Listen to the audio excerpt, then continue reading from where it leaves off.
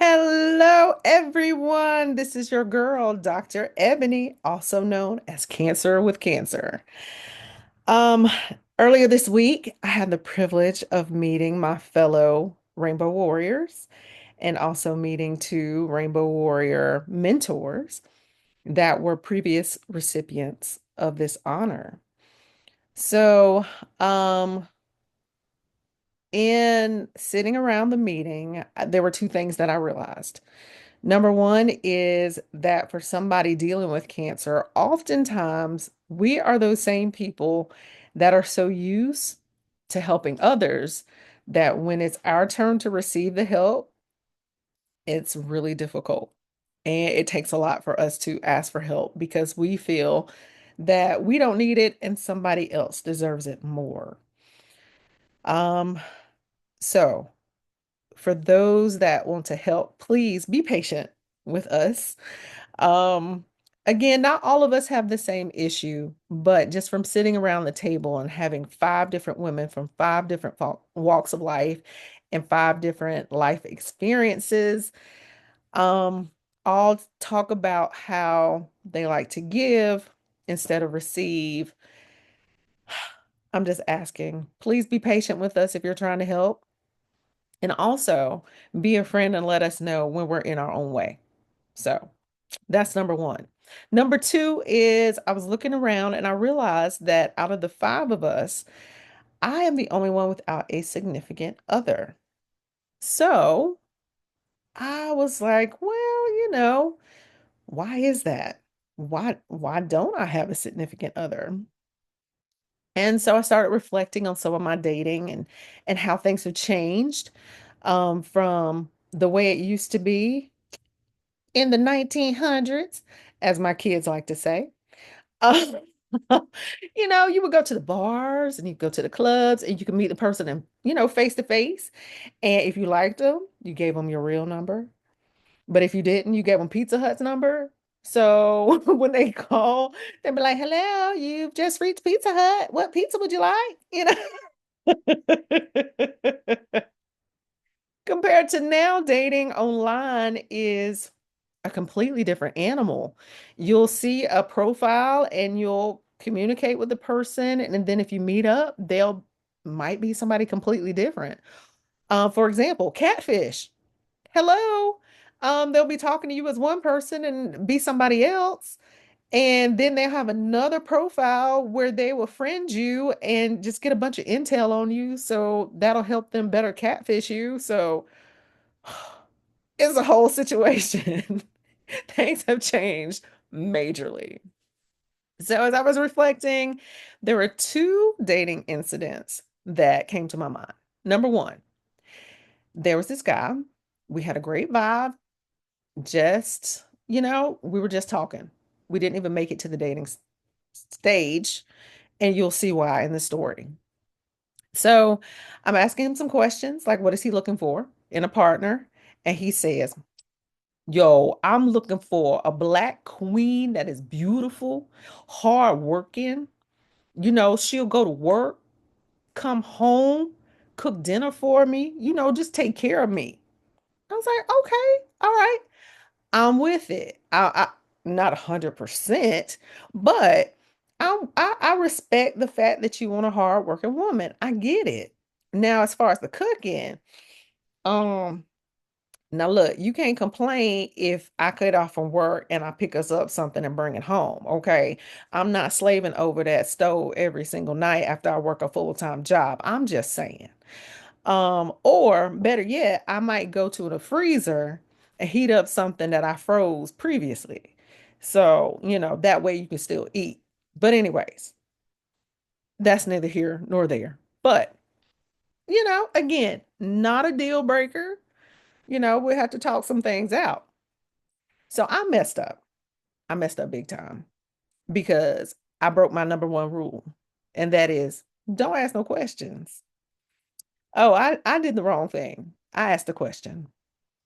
I said, so while your black queen is at work, working hard, what will you be doing?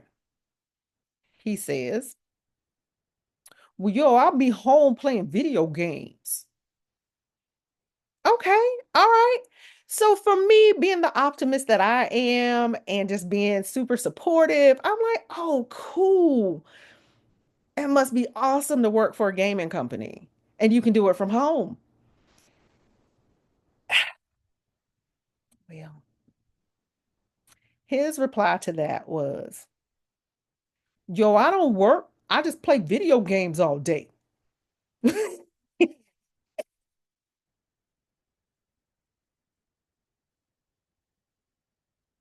I can't make this up, people. I can't. Oh, okay. So all I could say to that was, thank you, but no, thank you. Next. So the second story is about this guy. We've been talking for a while. It was a really great conversation. We had a great vibe. I looked at his pictures.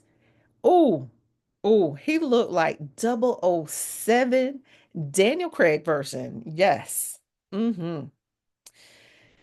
But when I actually met him, he looked like Chris Pratt, Parks and Recreation version.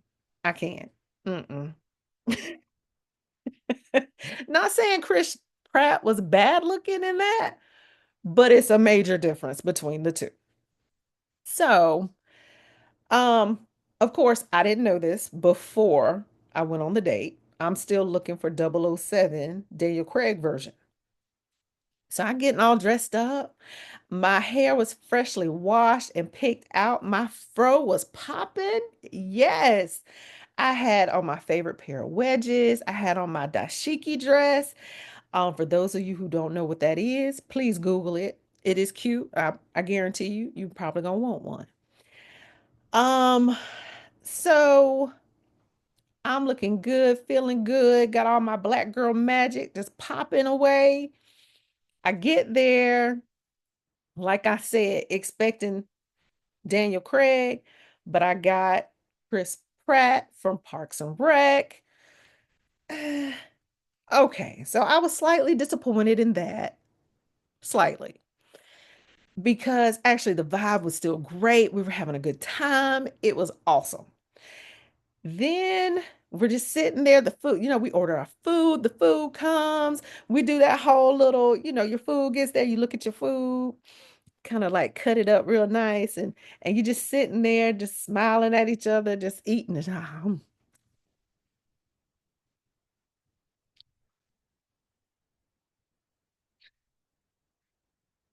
You know, trying to come up with things to talk about besides, this is some real good food.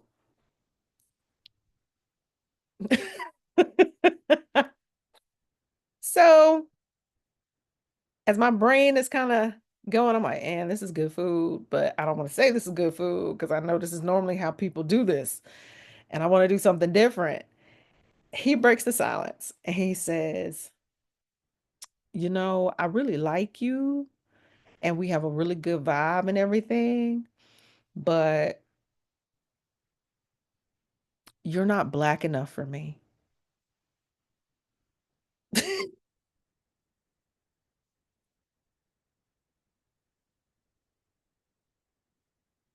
Ooh. So in my mind, I'm like, what? I'm not black enough for you. Hell, my name means black. My afro and dashiki dress screams and yells black. And you got the nerve? Gary Owen just told me I was not black enough for him. What?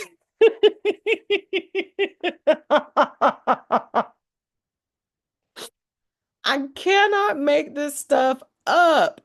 And if you don't know who Gary Owen is, please Google him.